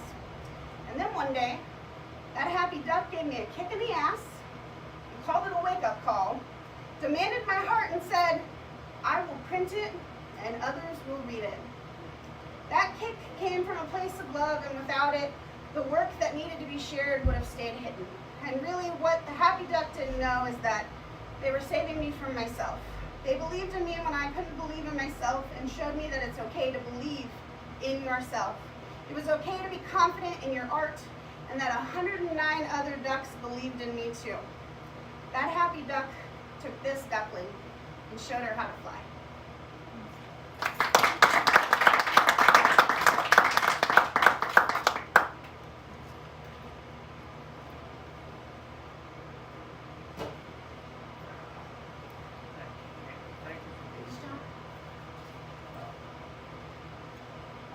The next reader I'm going to call up is going to be at least one of our featured readers in November. I don't know, she may be our only featured reader. I haven't made up my mind. She's going to have a reading here for her book launch. And that is Brenda. Brenda, it's great to see you.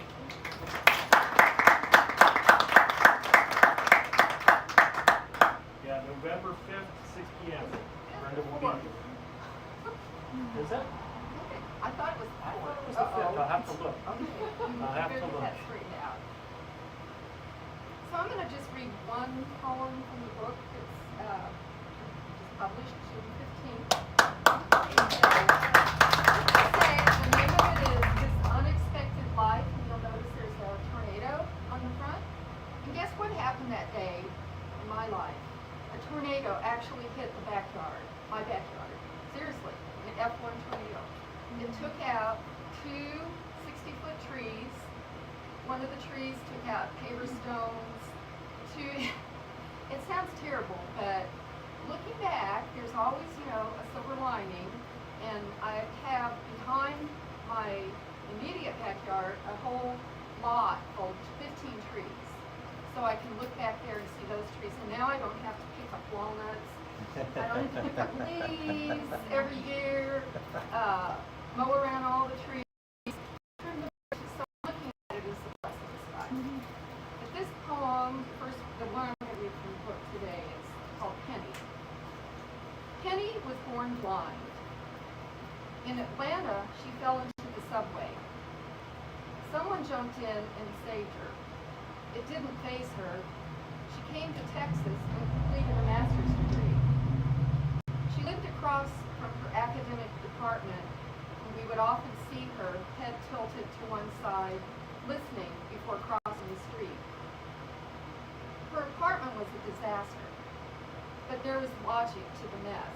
She made pathways through the soda cans, crumpled papers. There were paths to the bathroom, paths to the couch, paths to the kitchen. She didn't want anything moved, until her partially sighted boyfriend planned a visit. Then she asked for help. I wish she would have left those paths, though, so he could have seen just how much of a survivor she really was. This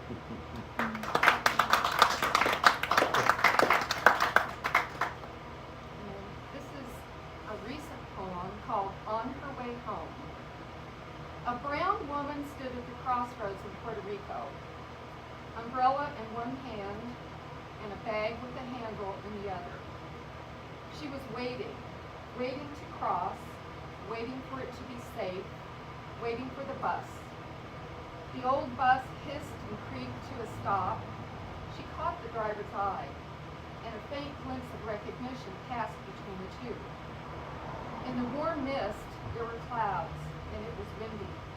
She looked tired as she sunk into a familiar seat, now relieved and comfortable, and on her way home.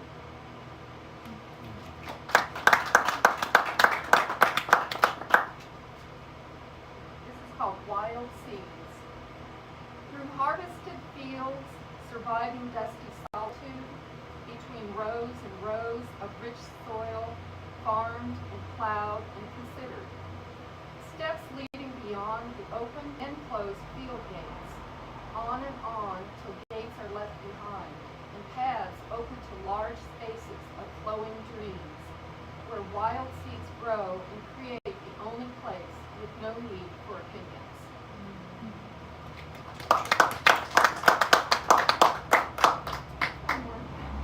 Lemon Sun. This still remembrance of sensory pieces and remnants of a time filled with lemon sun and green growing in a field of bays, strolling with no hesitation toward a river of blue sound.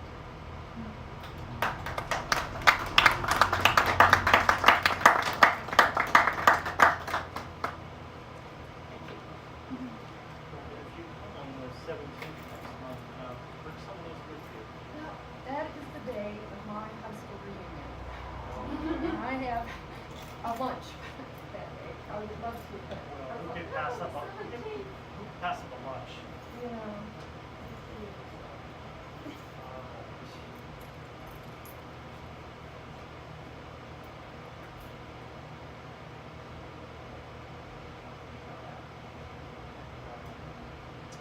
With that, since I gave her a hard time, I'm going to call it a night and have her talk to you about her book. I think you'll read something too. No, I'm just gonna. Okay. Okay. Thank you. So, hi, my name is Lina, and I'm actually a visual artist. I'm a painter, and I'm currently exhibiting at the gallery down there. I'm here for another 2 weeks, so if you are around, come by if you haven't had a chance to see it. I have also participated in a project where 40 of my paintings and 40 poems written by another OAC alumni about my paintings. So if you are interested, some of them are on the show right now, so if you want to see the book and the originals, please come by for the next 2 weeks. And we're going to have a closing show for my show on Saturday, 3rd of September, between 1 and 3. So if you are around, come by and we'll do some drinks, talks, and just fun time. If you are around, come by. Now, to the exciting part, I did write a poem and I was thinking that this would be the great place to share it with you. I am a bit scared, but I know life is scared, so what can we do? Okay, so the poem is, it's called Sometimes I Wish I Didn't Know You, and it's about a guy I knew. So, sometimes I wish I didn't know you. Most times, I wish I didn't know you better. I wish I didn't know the source of your passion, the number of spirits to spark your impulsivity, the number of puffs to unchain your arousal, the number of missed opportunities, the desperate chase, so tangible, so unattainable. I wish I didn't know the meaning of your moans, the erratic, captivating sound, the madden agony of surrender brought by decideful release, gasps for final drops of thrill and excitement, echoed into nothingness. I wish I didn't know the power of your kiss, so magical, so unexpectedly grand, so short-lived. I wish I didn't know your story, the source of your pain, the roots of sexual repression, social awkwardness, the bright childhood and rebellious adulthood, the hard work behind the smile-lit journey, the celebrated personal growth. I wish I didn't know your friends, the arrogant and the obnoxious too cool for school, too righteous for critics, never wrong, only misunderstood. Gentle souls absorbing the struggles of the universe, defending the right of the mistreated, the crusaders of today. I wish I did know your future. Awaited aspirations, suffocated by circumstances, incapacitated by the sticky web of the past, appalled by all-consuming anger, confronted by the grotesque image of the self-reflection. Sometimes, I wish I didn't know you. Most times, I wish I didn't know you better. You would have been a beautiful, joyful memory. You would have been a great story to tell.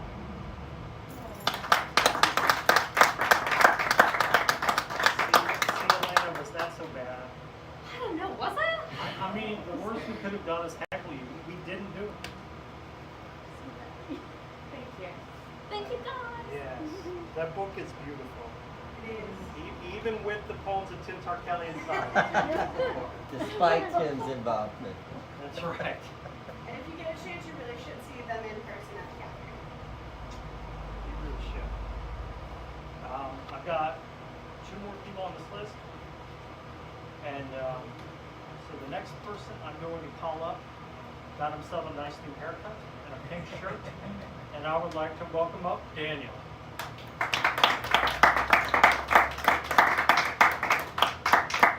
If you're curious what my hair looked like before the cut, I do have my IT that still has it, so you can ask and find that. You lost about 20 pounds. Well, the rest of me, there's basically nothing there. There you go.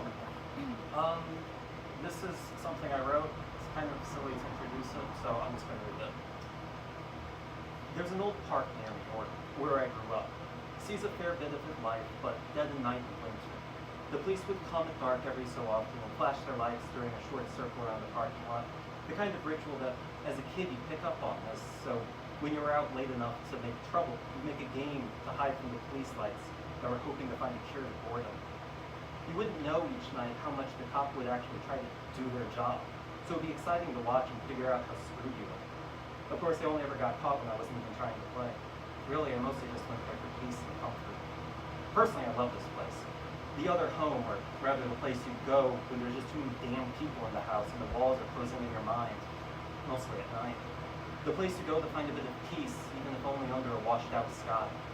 The kind of place where a mind can wander, or sing, or dance, or think, or feel, and the hell of other people just doesn't bother you that much. The kind of home, but of a different kind of home. The poison of comfort, of the same kind of poison. Tainted blessing, maybe. The kind of place you spend a lot of time, but it's hard to pick out any particular thing you did. The place you go to just be, given how hard that is. The place you go to see all the outdoor wonders of suburbia, climbable trees and frightened squirrels and ponds and playgrounds and the sounds of toads and crickets at night. Omnipresent sound of crickets at night. The place I went as a child and teen to walk and think and explore again and again, having seen everything, and so walking to see everything again, the same path, the same scene, the same building, even the construction of something new felt the same after enough time. Same construction. The sameness gave peace, it gave comfort. Can't you hear it in the words? Same, same, same. The same is the same. It was a place of peace. It was a place of comfort. The same sounds, the sounds of crickets. I thought a lot in this place. It was where I honed my passion, honed my thinking. Had time and space to explore and create in the wonders of my own mind. The place I was going to change things, if at least in my own mind. The place I would be free to act. The place where I was free to be with all the comforts and sounds, the sounds of crickets. The place you return so you can pretend you're older and wiser and take part in the nostalgia of giving advice. Or just, hell, plain nostalgia. And so as we listen to the bird songs of day, we turn our ears to the sounds of night, and what do we hear? The sound of crickets are oppressive. The sound of home, the sound of peace.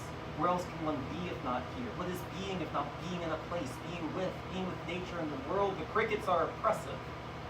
I will find my calm, find my center, hold the world in my mind, and strive to make it at my command. I would, because crickets are oppressive. The crickets are oppressive. I have lost the long-loved poison, and now must take the terror of my nature to seek out new, exciting, mundane voices. But I can't stay here. The crickets are oppressive. No more home. Summer's over.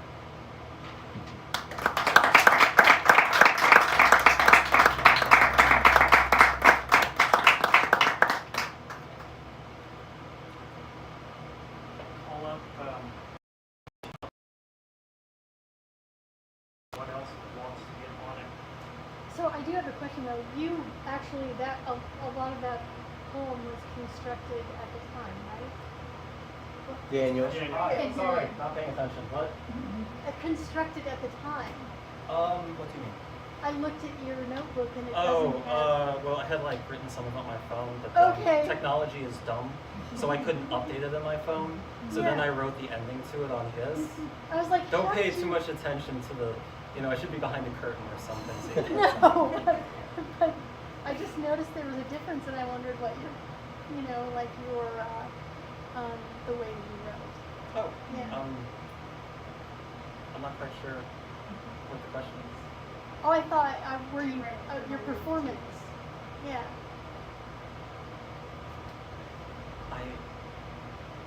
You spend a lot of time crafting the pieces to write and then we're ready to do. Oh, Right, okay. your I'm so process- sorry. My mind is process? elsewhere. It depends on what it is. The thing I'd done previously, or I'd done another one, but this was like months ago. Like that was like something that just came to me. Like half of it came to me, and then half of it came to me later. This one was like I've had this idea for a long time, as people who've known me can attest, but I've never really written it in stone. So this was more like something that's been simmering for a while. Yeah. And then I was like, oh, this is up, and I'm coming here for a week, and then I need something. So let's take that idea and give something that I can do. It's kind of, have you ever heard Mark Twain's, I didn't have time to write a short story, so I wrote a long one. That's kind of what I feel like this one is. It's longer than it should be, but I don't know. I didn't have a lot of time. Yeah, well, thank you. Thank you. Yeah.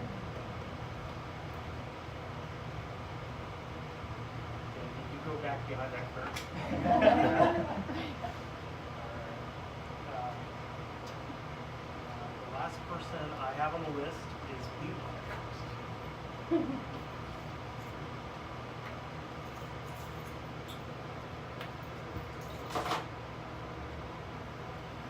Hello. I don't write poetry. I don't do spoken word. I'm not as eloquent as the rest of you. But I do dabble here and there with music, songs, just creativity in general. It fuels something, like all of you well know. So I'm gonna sing a song I wrote.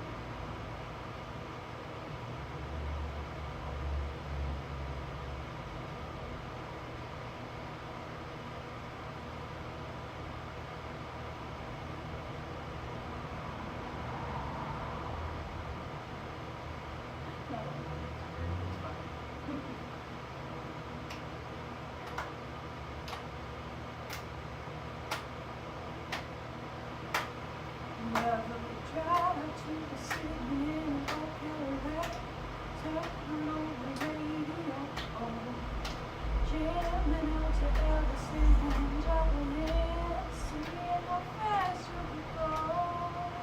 Now all the ones to tell me where the music has gone, I can't find you no more. Just leave it alone. One more piece of that good old time rock and roll. Oh yeah, you ever move your feet to the beat of a rolling stone, rolling stone. Music and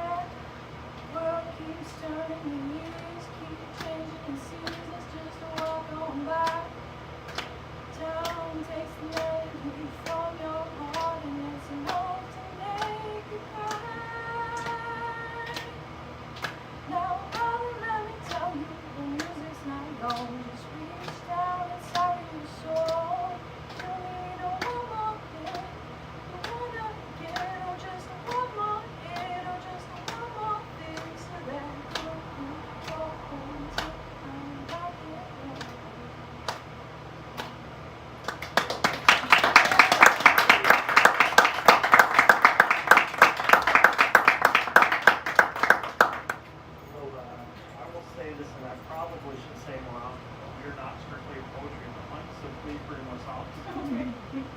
That's just mostly our misfortune, and that's what we have to get. All right. So with that, I just want to thank everybody again for being here. September 17th, 4 o'clock. Please be here.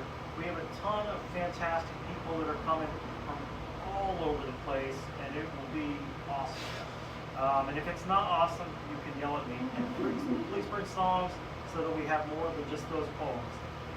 All right. Thank you guys so much. I love you. Thank you for being here. We will keep doing this. We've got events scheduled through November, and thank you so much, because I actually had a good time tonight, and very few things make me happy, so I appreciate it.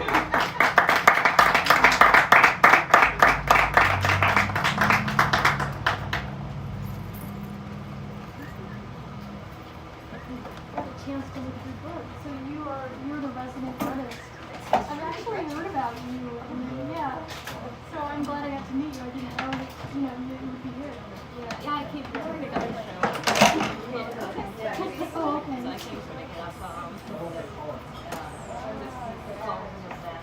Yeah. If you are around, I don't know. Yeah, I'm in Columbia. Just about an hour. So please come by.